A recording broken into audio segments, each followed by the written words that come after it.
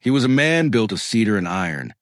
50 years of Montana winters carved into the lines around his eyes.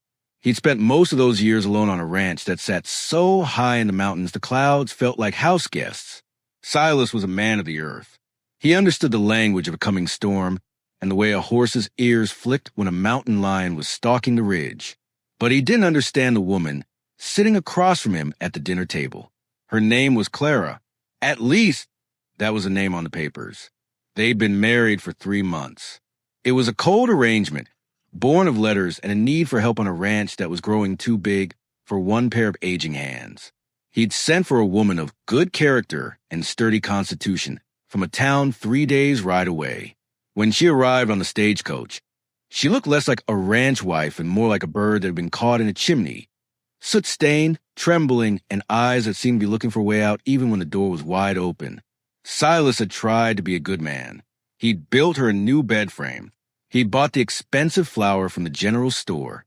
He'd kept his distance, sleeping on the narrow cot in the workshop to give her room to settle.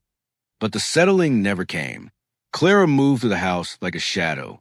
She cooked, she cleaned, she mended, but she never hummed. She never looked him in the eye. And every time Silas walked into a room, the air seemed to leave it. She didn't just flinch when he spoke, she withered. On this night, the wind was howling through the pines, a sound like a grieving woman. Silas sat by the fire, whittling a piece of scrap wood. "Clara," he said. Standing up, he took one step toward her, intending only to take the pot from her reddened, raw hands. She screamed. It wasn't a scream of surprise. It was a scream of pure, unadulterated terror. The pot hit the floor with a heavy, hollow thud, and Clara backed herself into the corner of the kitchen, her breath coming in ragged, sharp gasps. Silas froze. His heart hammered against his ribs like a trapped bird. "I wasn't going to hurt you," he whispered. I just wanted you to sit." Clara's face was ashen, her eyes wide and wet. She looked at him, really looked at him, for the first time in 90 days. And what Silas saw in those eyes made his stomach turn to lead. "I've done everything you asked," she sobbed, her voice breaking. "I've scrubbed the floors until they bled. I've cooked the meals. I've kept the house. Please, just tell me what else you want so you can be done with it." "Clara, you're my wife," Silas said, reaching out a hand. She shrank further into the wood of the wall, a hollow, bitter laugh escaping her lips. "I'm not your wife," she cried, the words cutting through the room like a blade. "I'm your prisoner. You bought me, Silas Thorne. Don't pretend you didn't. You paid the debt, and now you own the life. Just don't ask me to love the bars of the cage." Silas Thorne felt the world go still. The wind seemed to stop. The fire seemed to freeze. He realized, in that cold Montana kitchen, that he hadn't married a woman. He'd married a stranger who believed she was serving a life sentence. Silas stepped back. He went to the table and sat down heavily, the wood groaning under his weight. He didn't look at her. He couldn't. "I bought you?" he asked, the words feeling like gravel in his throat. Clara was still shaking. Her hands gripped so tight her knuckles were white. "My brother, Elias, he told me the debt was too high. He said a man in the mountains needed a woman to break. He said you paid $500 to the bank to clear our land, and in exchange, I was yours. He said if I ran, you'd hunt me down like a stray dog because you own the deed to me." Silas felt a cold rage beginning to simmer deep in his marrow, not at the woman in the corner, but at the world that had brought her here, been told by Elias in letters that Clara was eager for a new start, that she was looking for a man of steady hand. He'd been lied to, and Clara had been sold. "Clara," Silas said, his voice steadying, "look at me." She hesitated, then slowly raised her head. "I ain't never hunted a soul in my life," Silas said, "and I don't own no deeds to people. Your brother, he told me you wanted to be here. He told me you were looking for a home." Clara stared at him, the confusion flickering behind the fear. He said you were a hard man, that you'd killed men in the war and liked the taste of it. He said if I didn't please you, you'd leave me for the wolves." Silas looked at his hands. They were calloused, scarred, and powerful. He had killed in the war. He'd seen the mud of Virginia turn red, and stayed awake for years trying to forget the sound of it.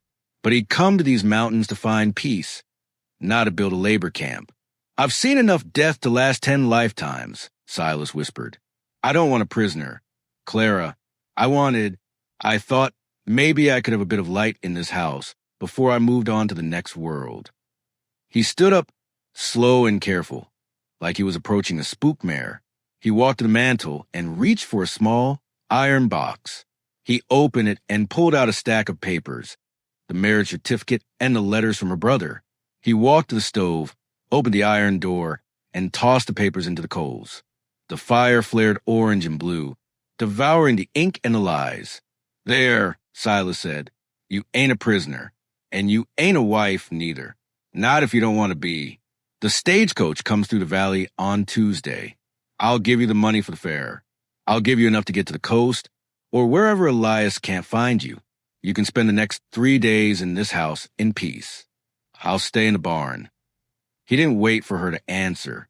He grabbed his heavy wool coat, stepped out into the biting Montana night, and didn't look back. The next 2 days were the quietest Silas had ever known. He kept his word. He stayed in the workshop, sleeping on a pile of burlap sacks and old blankets.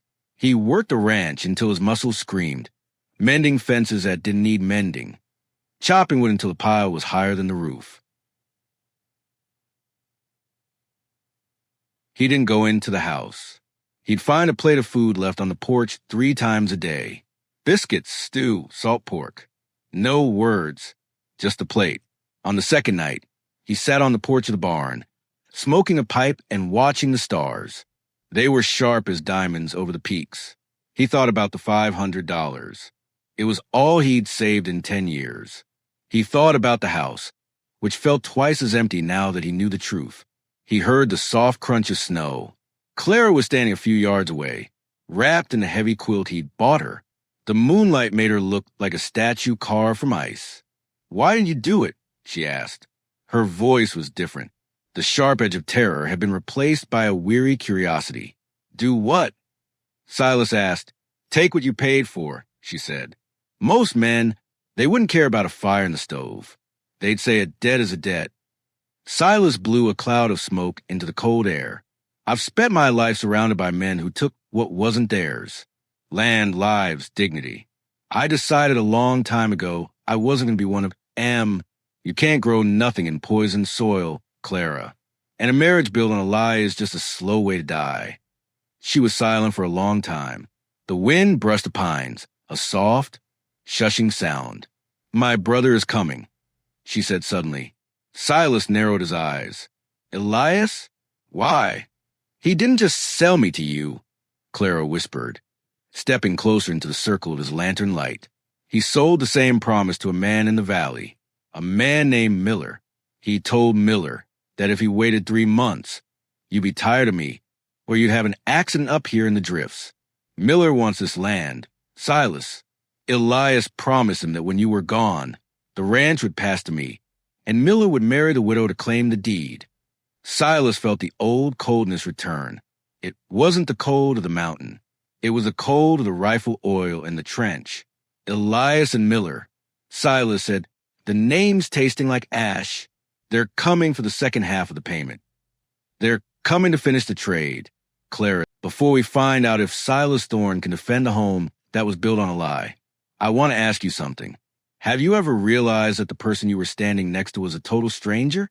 Or have you ever had a fight for something you weren't even sure you owned? If this story is hitting home for you, do me a favor. Tap that like button and let me know in the comments where you're listening from. Are you sitting by a fire in the mountains? Or are you in the middle of a busy city dreaming of the West? And if you haven't already, hit subscribe. Out here, the wind never stops blowing and the stories never stop writing. Let's get back to the ranch. Tuesday morning arrived with a sky the color of a bruised plum. The stagecoach would be at the station in the valley at noon. Silas had spent the morning cleaning his Winchester. He did it with a rhythmic, practiced ease. The slide of cloth, the click of the lever. Clara was in the house. She'd packed her small satchel. Silas had left an envelope on the kitchen table with $300.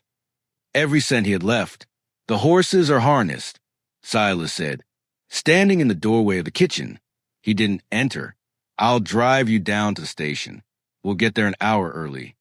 Clara looked at the envelope, then at Silas. She looked different today. She'd braided her hair. The bird in the chimney look was gone, replaced by a grim, steady resolve. "You're coming back here alone," she said. It wasn't a question. "It's my land," Silas said. "I've put too much of my own blood into these rocks to let a man like Miller walk to the front door." "They'll kill you, Silas. There will be 3 of them. Elias, Miller, and Miller's foreman. They don't intend to talk." Silas gave a small, grim smile. "I've been outnumbered before. It just means you don't have to aim as hard to hit something." They rode down the mountain trail in silence. The wagon wheels creaked against the frozen ruts. As they reached the lower ridge, where the trees thinned out and the valley opened up, Silas saw them. 3 riders. Silas felt a tremor beside him. Clara was gripping the edge of the seat. "Stay in the wagon," Silas said. His voice was no longer a rasp. It was a command. He stepped down onto the dirt. He didn't take his rifle. Not yet. He had a Colt Peacemaker on his hip. An old friend from the war. "Thorne," Elias shouted, his voice high and nervous. "You're late. We figured you'd be eager to hand over the baggage and get back to your cows." Silas walked 10 paces forward and stopped. The wind caught his duster, flapping it against his boots. "Elias," Silas said, "I found your letters. The ones where you lied about your sister. The ones where you sold a human soul like a bag of grain." Elias laughed, but it was a thin, brittle sound.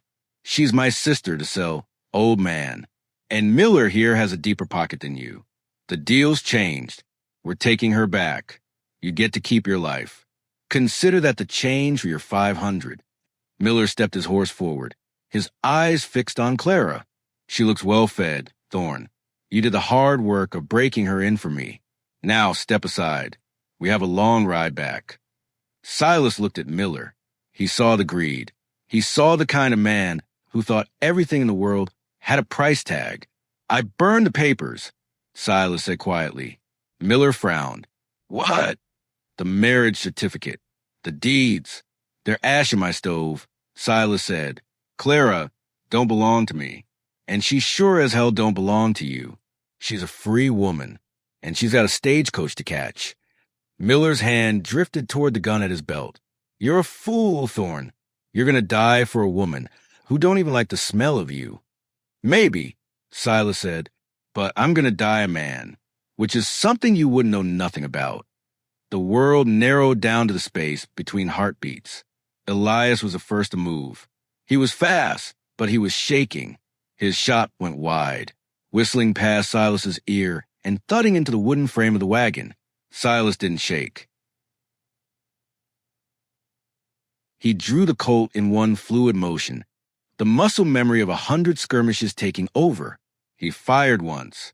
Elias screamed as the bullet caught him in the shoulder, spinning him out of saddle and into the dirt. Miller's foreman pulled a shotgun from his scabbard, but Silas was already moving, diving behind a large granite boulder at the edge of the trail. Buckshot peppered the rock, sending shards of stone flying like shrapnel. Yet the girl, Miller shouted, backing his horse away, his face pale. Silas looked toward the wagon. Clara hadn't stayed in the seat. She'd scrambled into the back, huddled behind Silas's heavy tool chest. Silas peeked over the rock. The foreman was reloading. It was the only opening he needed. 2 shots. Short, sharp cracks that echoed off the valley walls. The foreman slumped forward, his horse bolting toward the trees. Now it was just Silas and Miller. Miller was frantic now. He fired his pistol blindly, the bullets kicking up dust yards away from Silas. "I'll pay you," Miller screamed. $1,000. $2,000. Just let me leave. Silas stepped out from behind the rock. He didn't fire. He just walked. Each step was slow, deliberate, the gait of a man who had already decided how the story ended. "You think everything's a trade, Miller," Silas said. His voice was like the grinding of tectonic plates. "You think you can buy a life, then buy your way out of the consequence." Miller fell off his horse in his haste to get away.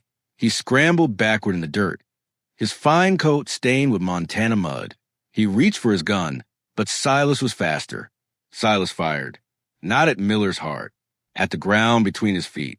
Miller shrieked, covering his head with his hands. "Pick up your brother," Silas said, standing over him. Elias was moaning in the dirt, clutching his shattered shoulder. "Take him to the doctor in the valley. And if I ever see your shadow on my ridge again, if I even hear your name in the wind, I won't aim for the dirt." Miller didn't stay to argue. He dragged Elias onto his horse, and the two of them fled down the trail like whipped curs, leaving a trail of blood and shattered pride in the... Clara was standing up now. She was looking at the bodies, then at the disappearing riders, then at Silas. She climbed down from the wagon. She walked over to him, her boots crunching on the frozen earth. She looked at the gun in his hand, then up at his face. The ranch didn't look different. The house was still small. The barn was still weathered. The fences were still crooked. But as Silas opened the door and let Clara inside, the air didn't leave the room. She didn't go to the corner. She went to the stove. She picked up the coffee pot. "Silas," she said, looking at him over her shoulder. "Yeah, my name isn't Clara. Elias." He thought Clara sounded more refined.